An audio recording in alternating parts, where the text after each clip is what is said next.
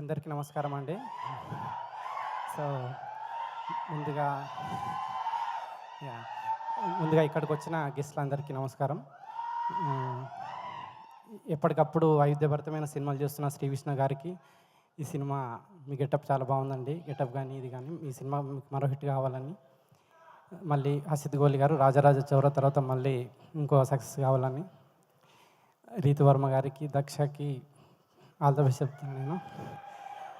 తర్వాత ఎప్పుడు వరుస సినిమాలు చేస్తున్న పీపుల్ మీడియా ఫ్యాక్టరీ విశ్వప్రసాద్ గారికి కంగ్రాచులేషన్స్ చెప్తూ ఇది ఇంకో హిట్ కావాలని కోరుకుంటూ థ్యాంక్ యూ. అందీప్ గారు ఒక్క నిమిషం అండి.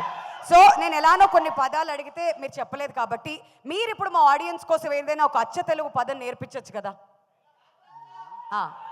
మీరే సార్, మీరు నటిస్తారా సీరియస్గా ఇలానే ఉంటారు? నాకు ఇప్పటికీ అర్థం కాదు సార్. ఒక్క అచ్చ తెలుగు పదం ఏదైనా. డైరెక్టర్ అంటే ఐఎమ్ షూర్ చాలా చాలా పదాలు వచ్చే ఉంటాయి. ఒక్క పదం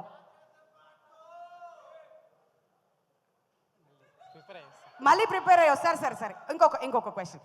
ఇంతకుముందు మేము జనరేషన్స్ గురించి అడుగుతూ ఉన్నాం కాబట్టి ఇప్పుడు మీకు ఎన్ని జనరేషన్స్ గుర్తున్నాయో ఒకసారి తెలుసుకుందామని ఒక ప్రయత్నం చేస్తున్నాం. మీ నాన్నగారి పేరు? విశ్వనాథ్ గారు. ఓకే, వాళ్ళ నాన్నగారి పేరు అంటే మీ తాతగారి పేరు? చాలా మంది రైటర్స్ కూర్చుని ఉన్నారు ఇక్కడ. ఓకే సార్, మీ తాతగారి పేరు? అనుదీప్.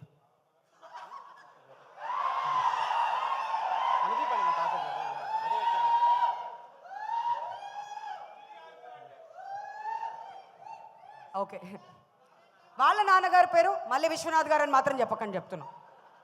సందీప్.